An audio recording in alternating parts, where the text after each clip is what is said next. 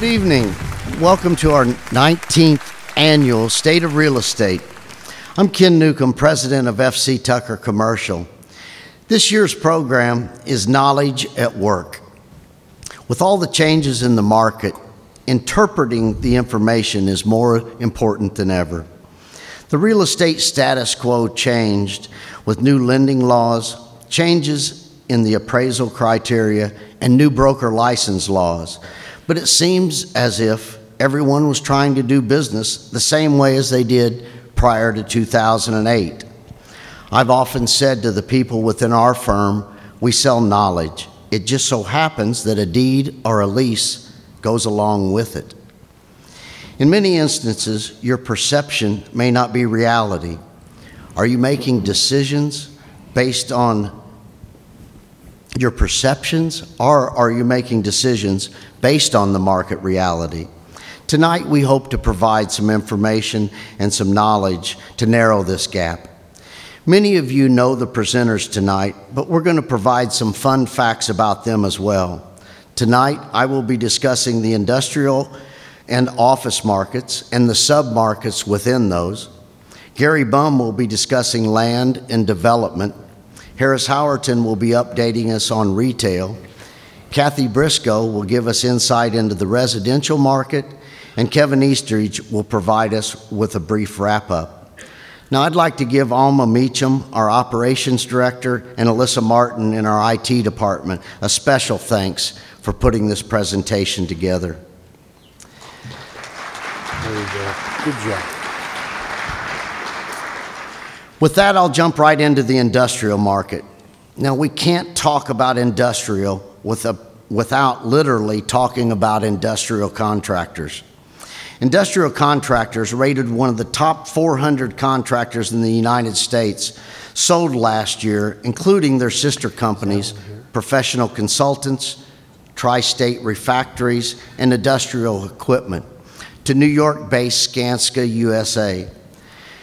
Now, the company was founded in 1964 and grew to over $500 million in revenue in 2011.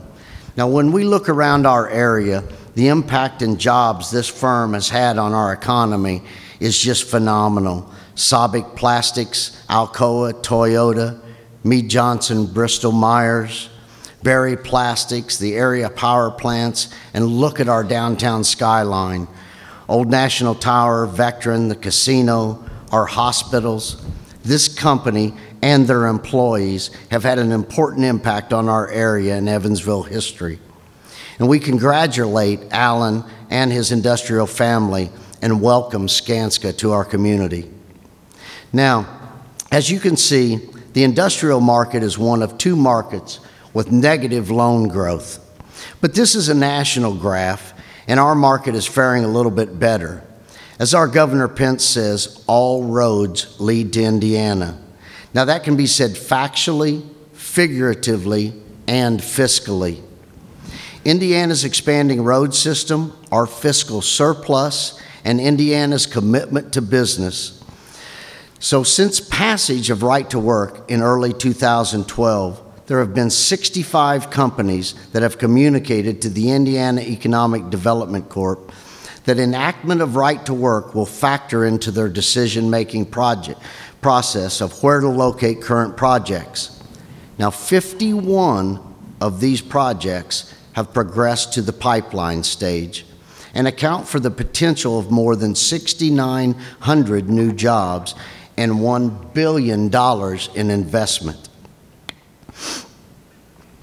Now, Indianapolis led the nation with the lowest industrial modern bulk vacancy rate at 2 to 3%, compared to the national rate of 8%. Now, these numbers are primarily driven by distribution, and a large portion of this bulk distribution is driven by home products. Kathy will show us why home sales are driving this later in the program. Now, while Indianapolis is suddenly closer to Evansville, with the opening of the southern leg of I-69, you might ask, what does this have to do with my property in Evansville? Well, as the Midwest eventually follows the East and West Coast, Evansville eventually follows Indy. What is good for Indiana and Indianapolis is an indicator of growth in southern Indiana and Evansville. While our vacancy rate is considerably higher than Indianapolis, our outlook is bright.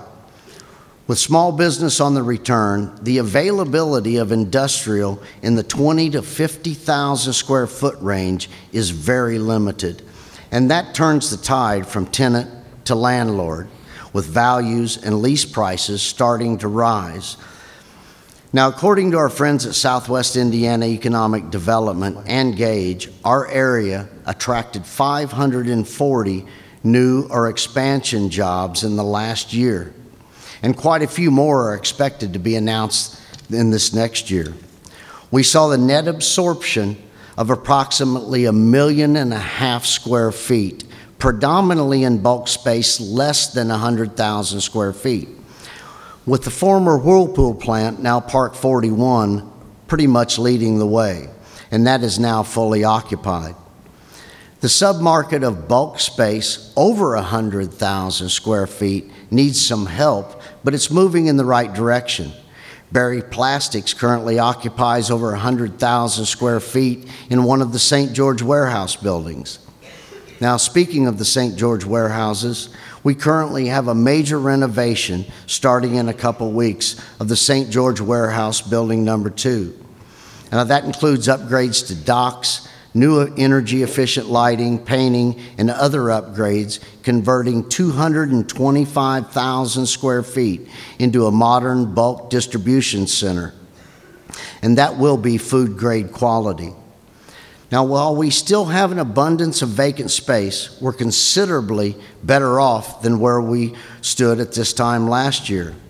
We saw the industrial development market improve with the start of construction on 70,000 square feet in Vandenberg Industrial Park for food giant PGP. Now, that brings 41 new jobs to our area.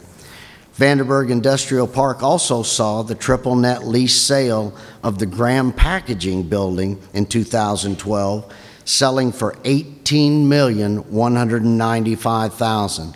Now, that was an 8.75 cap. Another new lease sale was at 1179 East Diamond Avenue of 100,300 square feet, sold for $2,000,001. Now, this is where Seal Corp recently located, and that sold at a 10.5 cap. We also saw the sale of Ohio Valley Plastics plant located at 4825 North Spring Street with additional acreage and 52,000 square feet, sold for $510,000. Now, there's 2 other properties over 100,000 square feet in the market right now that are currently pending, and we're looking for expansion in those buildings. Now, as we examine these sales, remember that just because you loaned or owe a certain amount, or it previously appraised at a certain amount, that has nothing to do with what it's worth in today's market. So lenders and receivers may have to hold for a while or sell at today's value. Now, one factor that draws industrial tenants to our market in the vacant space is price.